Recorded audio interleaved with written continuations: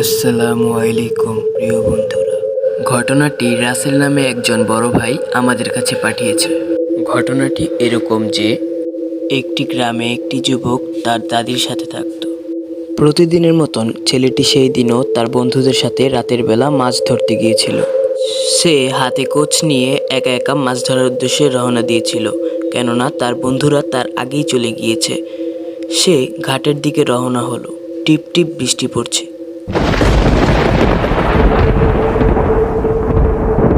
বৃষ্টিতে ভিজে ভিজে সে ঘাটের উদ্দেশ্যে রওনা দিল। সে ঘাটে পৌঁছালো, যেয়ে দেখলো তার একটি বন্ধু ব্যতীত আর কোনো বন্ধু সেখানে উপস্থিত নেই। তার বন্ধুটির নাম সজীব। সজীব তার দিকে ঘাড় ঘুরিয়ে তাকালো। সে বলল, কিরে, আমাকে রেখে চলে আসলি যে?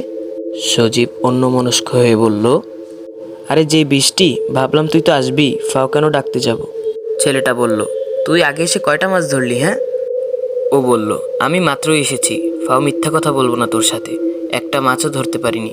চল দুইজন মিলে এখন মাছ ধরা শুরু করি। ও, একটা কথা বলতে ভুলে গিয়েছি, যার কথা বলছিলাম ছেলেটার নাম রফিক। রফিক বলল, কিরে সজীব, আর কেউ আসলো না কেন আজকে? সজীব বলল, কাল হতে আবার সবাই আসবে, আজ বৃষ্টির কারণে কেউ আসেনি। আচ্ছা, অনেক দেরি হয়ে গেছে, চল মাছ ধরা শুরু করি। সজীব জাল দিয়ে মাছ ধরতো, আর রফিক জোয়ারের পানিতে ডোবা ডালায় যখন পানি উঠতো তখন সেই পানির সাথে যে মাছ আসতো তা কোচ দিয়ে ধরতো। মাছ ধরতে ধরতে এক পর্যায়ে রফিক শফিকের চাইতে অনেকটা দূরে চলে যায়।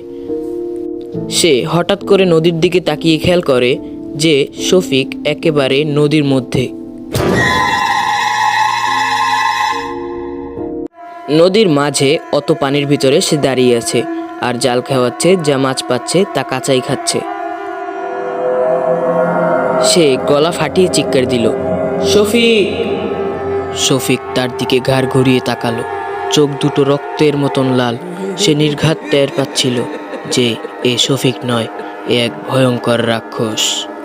সকালে তার চোখ খোলে, তারপর সে পুরো গ্রামবাসীর মুখে শুনতে পায় তার সাথে রাত্রে হওয়া ঘটনা, এবং তারও মনে পড়ে কি কি হয়েছিল।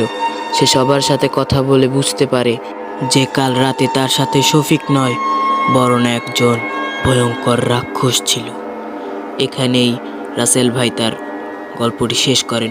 ধন্যবাদ রাসেল ভাই, এত সুন্দর একটি গল্প আমাদেরকে পাঠানোর জন্য।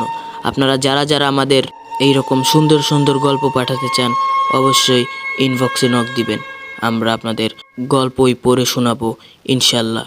সবসময় আমাদের সাথে থাকুন এই রকম হরর গল্প পেতে আমাদের